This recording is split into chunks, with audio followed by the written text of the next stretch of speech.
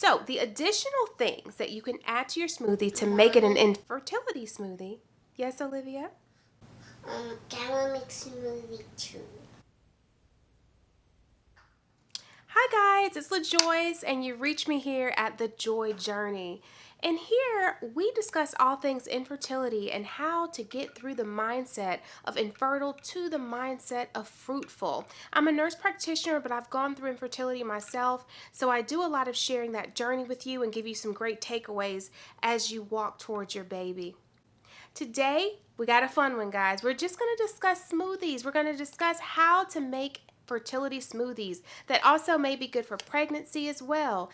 And then if you're able to tune in all the way till the end, I'll give you some tips on great warm drinks that might be soothing and nurturing to you as you try to get pregnant, and some that you can even take during pregnancy as well. So if you stay till the end, you'll get that final treat. Here we go. Let's get into the video.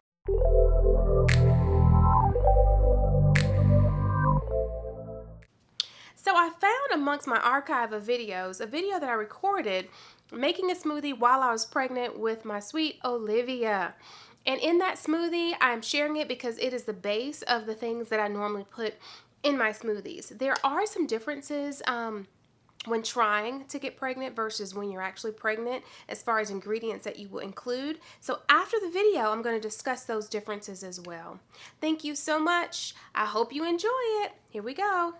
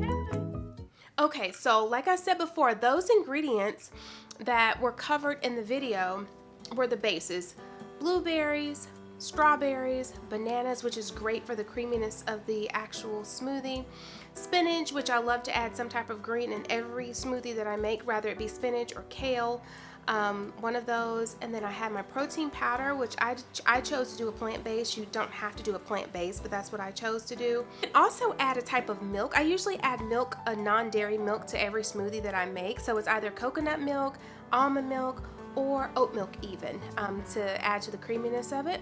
I usually do some form of a juice, a splash, to however much I'm in the mood for that day, but usually it's orange juice or cranberry juice that I add, then some water and ice to build on the smoothie. So the additional things that you can add to your smoothie to make it an infertility smoothie. Yes, Olivia? Can I make smoothie too? Somebody else wants a smoothie too. I'm going to go through a list of those things that might help you out when trying to get pregnant. Number one is chlorophyll. I always talk about chlorophyll on Instagram, and I think I've mentioned it before here on the YouTube video, but chlorophyll is great for the cells. It oxygenates those cells and makes them very healthy and prepared for pregnancy, and it helps out those eggs as well. So that's the number one. Chlorophyll, you can get it in a liquid form that kind of pours in there. You can get it tasteless, but sometimes it has a little bit of a minty flavor to it, so it doesn't impede upon the smoothie that much to where it interferes or tastes nasty in the smoothie. So chlorophyll is one. The second one I want to mention is royal jelly, which I've also talked about in videos before. It's definitely a one of those prime ingredients when it comes to egg quality. So royal jelly, and it's usually in honey, so it may even add a little bit of a sweetness to your smoothie as well. The third, I would say maca. And maca is great for libido and energy. Great when you're trying to get pregnant as well. You can get that in a powder form that you can put in your smoothie. Next to that, I would say your berries I would keep consistent in every smoothie, because berries have tons and tons of antioxidants in them. So blueberries, blackberries, strawberries, raspberries, berries in your smoothies. I want some berries too. Mommy, I want some berries in my smoothie. Okay. To make some flavor. Okay, baby. Thank you. Okay. Next, guys, I would say avocados. And you can do avocados or bananas, or you can do avocados and bananas for a really, really smooth smoothie. But avocados is a superfood, and it has those good fats in it that you definitely need when trying to get pregnant. For the greens, I mentioned already that I like to add either spinach or kale, but you can also do a green powder. There are a lot of superfoods or super green powders out there that really are great substitutes if you don't have the other things on hand, or if you just want to use that instead. You can get kind of a variety of different greens in those powders. I love to use those powders as well, and still do. The last thing I would add to the fertility smoothie is pineapple. And yes, there's a lot of talk about pineapple and fertility. Well, I'm here to tell you what it's all about. So pineapples have bromelain in it, which is an enzyme. And that particular enzyme helps decrease inflammation in the uterine lining. But it also has a side effect property of some thinning of the blood, which sometimes helps with pregnancy and getting pregnant and keeping a pregnancy. But if you are already taking a blood thinner, an aspirin, or something like that daily, just be very mindful and let your doctors know always anyways if you have any concern. But just be careful about stacking blood thinners on top of each other. So it does have a little bit of a blood thinning property, and the core of the pineapple is chunked with full of the enzyme itself. So just be mindful that when you are consuming the pineapple for fertility reasons, you want to make sure to include some of the core. So the suggestion is first to get an organic pineapple that is fresh, and cut off the top, peel it open, slice it down the middle, like slice it little by little, cut it in 4 ways, and then consume a 4th little chunk with each smoothie, including the core part.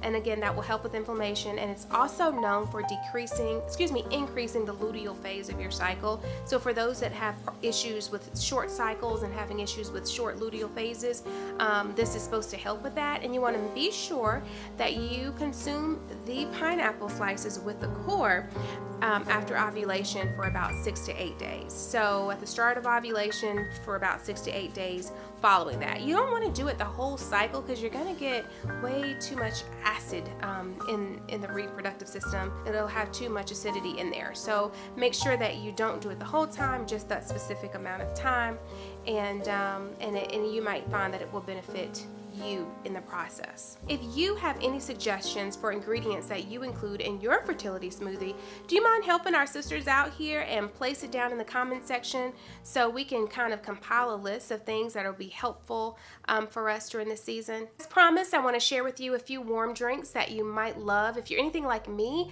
I have to be in a mood for smoothies, cold things. I lean more toward lukewarm water. Even I always have water at room temp. You know, I like warmer things in my body. So if you're that person and you want some warm things also during the season of trying to conceive, I would recommend raspberry tea leaf. And red raspberry is great for, it's a tonic, so it's good for the tonement of your actual uterus. So helps to get your uterus in shape and ready for pregnancy. So the red raspberry tea you want to consume on day 1 of your cycle up until ovulation. It's the opposite of the pineapple regimen that you're using. But if you use it up until that point, it's supposed to be really good for those things. It also has vitamin E and vitamin C in it, so those are great properties for you as well. but it's soothing, it's warm. I add a little bit of honey to it, and that was a great drink, especially if you're used to waking up and having some coffee or actual tea in the mornings. That might be one of the substitutes that you include. Okay, so my second favorite warm drink is not necessarily specific for fertility. However, I like it because it had no caffeine and none of the herbs that are like high risk during this time or high risk with pregnancy. And it was just good old peach tranquility I used to get from Teavana. It's available now at Kroger, Target, and all those different places, or you can order it from Teavana online. But it's a peach tea. It is so good and refreshing. I just love it so much. It smells so good. You can have it hot or you can have it cold. And that's a great drink, and that is probably at the top of the list for me, one of my favorite. The last one I would say is it's also from Teavana, but you can get different brands of it, but I used to get it from Teavana as well. But it's just a chai tea that is herbal based, like a loose leaf chai tea that's decaffeinated. And of course it's gonna have a trace of caffeine, even in decaffeinated. If there's a black tea, there's going to be caffeine in it, but they have a caffeine-free version at Teavana, so it's gonna have even less caffeine than, say, a decaffeinated coffee. So it's gonna have a trace. So I wouldn't do this every day, but if you're just craving that coffee, that creamy, like something creamy that you can add milk to and a little sweetener, then I would say do the decaf chai latte tea by Teavana or somewhere else where you can find it. But I love it. It's a great treat for yourself, and again, it's like one of those special treats. Okay guys, that is it for today. I hope you enjoyed this video. Thank you so much for tuning in as usual. I would love for you to continue helping this family grow by subscribing, hitting the like button, and communicating in the comments. Ask me questions, talk. I want this to be a community for us. I would love for you to reach out to me if you need help with infertility coaching or anything else. You can email me. I'll put the email in one of those sections and I'll put it down below. You can also find me on Instagram. I'm very active on Instagram mostly. And then also I have a link tree that I'm going to put a little link to. Lastly, I do have a freebie for you, and that is a supplements guide. So if you need help getting on the right supplements and you need a list of supplements to discuss with your OBGYN or reproductive endocrinologist, I'm providing you with a free list below. Just click the link, and that's just to show my appreciation for you guys for being here and supporting me and my channel. I thank you so much for watching. Take care. Mwah.